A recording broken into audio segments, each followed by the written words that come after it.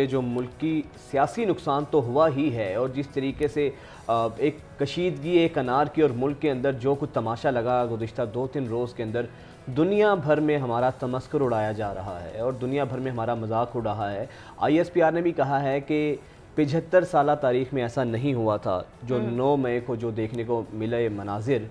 हालांकि इससे पहले भी सियासी क़यादत गिरफ्तार होती रही है, लेकिन इन 2-3 दिनों में जो कुछ हुआ है इसके मुआशी इफ़ेक्ट्स भी हुए हैं ना, इसका मईशत पर भी हमारी बहुत बुरा असर पड़ा है। लेकिन इस सब के बावजूद इसहाक डार साहब तो सब अच्छा है कि गर्दान कर रहे हैं। इन हालात का अब मुआशी तौर पर हमें क्या नतीजा भुगतना पड़ेगा, इकनॉमिकली किन किन क्राइसिस का हमें सामना करना पड़ेगा, इसी पर बात करने के लिए खाकान नजीब साहब माहिर मईशत हमारे साथ मौजूद हैं। बहुत शुक्रिया खाकान साहब आपके वक्त का।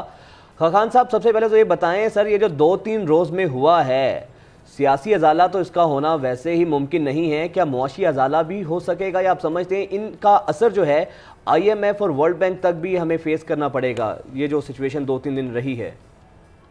अस्सलाम वालेकुम, good to see you guys and अस्सलाम वालेकुम टू नाज़रीन एज़ वेल। देखिए, हमें समझने की ज़रूरत है कि पाकिस्तान की इकानमी जो है वो ऑलरेडी मोस्ट चैलेंजिंग फेज से गुजर रही है। लोगों पर ये चैलेंज सबसे भारी साबित हुआ है इस दफ़ा। वो मैं ये क्यों कह रहा हूँ, पाकिस्तान में 48% फूड इन्फ्लेशन है, यानी कि अगर आप 10,000 रुपया खर्च करते थे अपने फूड पे, तो अब आप 15,000 रुपए के करीब खर्च कर रहे हैं। किसी की तनख्वाह में 5,000 रुपया शायद इजाफा नहीं हुआ होगा जो 10,000 रुपया खर्च कर रहा था। इसके साथ साथ जनरल इन्फ्लेशन 36% के करीब है।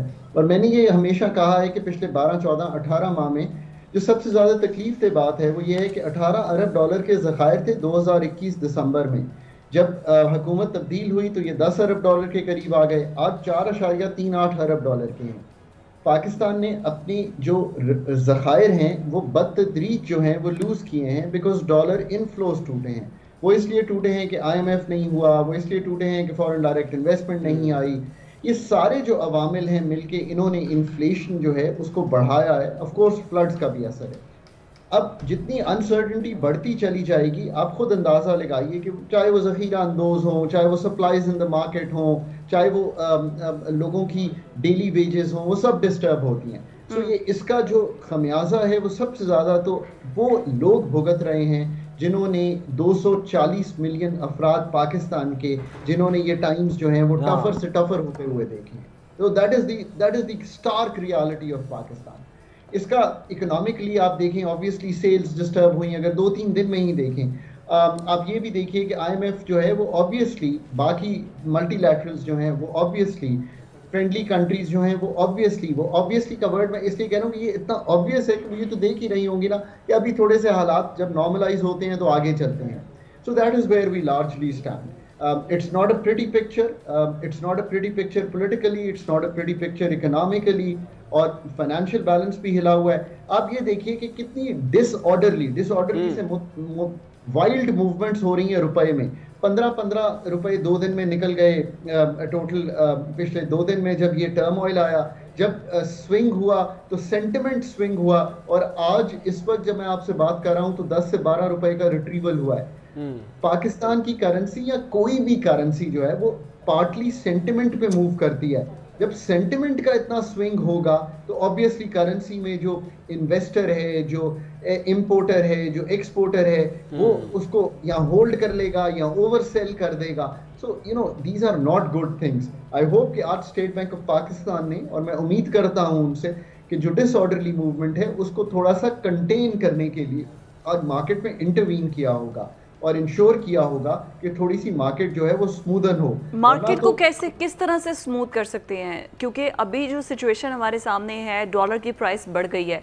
कल तक 300 था, अभी शायद खबर चल रही है कि कुछ पैसों की कमी आई है डॉलर इंटरबैंक में, बट स्टिल डॉलर्स हमारे पास है नहीं है। दूसरा, जो हम रशिया से सस्ता तेल ले रहे थे कि 40% तक हमें जो है वो ज़रा सस्ता मिलेगा, लेकिन वो ट्रांसपोर्टेशन में ही इतने पैसे आ जाएंगे कि वो ऑलमोस्ट उसके इक्वल ही हो जाएगा।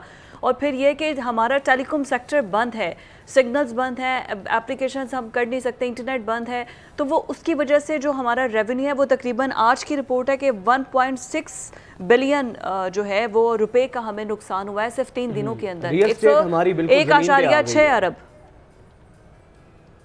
सो देखिए ना, जब ये सारे नुकसान होते हैं तो आपकी टैक्स कलेक्शन भी कम होती है, ये भी याद रखिए। जब इंपोर्ट टूटती है, जब लोग चीज़ें नहीं खरीदे तो सेल्स टैक्स टूटता है। ये बिल्कुल आपकी बात दुरुस्त है। सो एक तो ये है कि मैंने हमेशा गुजारिश की है कि ये सब बाशऊर लोग हैं, ये सब पॉलिटिकली मैच्योर लोग हैं, 20-20, 30-30, 40 साल से ये पॉलिटिक्स कर रहे हैं। इनको एक चार्टर ऑफ सर्टेनिटी मुल्क को देना चाहिए कि हम किस तरह से इलेक्शन साइकिल को कंप्लीट करेंगे। आई थिंक अगर आपने वाकई पाकिस्तान का आज सेंटिमेंट ठीक करना है तो आपको एक इलेक्शन का साइकिल जो है उसका जो डेट भी हो डिटरमिन करनी पड़ेगी, ताकि एक स्मूथली, हम कितना प्राइड करते थे कि गवर्नमेंट का चेंज कितना स्मूथ हो रहा है, तो उसी तरह स्मूथ चेंज जो है वो आगे आपको दिखाई दे। दूसरा ये है कि अगर आईएमएफ नहीं करना, जो कि अब लग रहा है कि आईएमएफ की तरफ बढ़ तो रहे हैं बट शायद कंप्लीट करना मुश्किल लग रहा है, बिकॉज आईएमएफ ये कह रहा है कि आप वो डॉलर फाइनेंसिंग अरेंज नहीं कर पा रहे जो आपको अरेंज करनी चाहिए। मैं यहाँ समझता हूँ कि एक तो आईएमएफ को थोड़ा कंसिडरेट होना चाहिए। I talking to the friends in IMF, I say to them कि you have to be a little easier.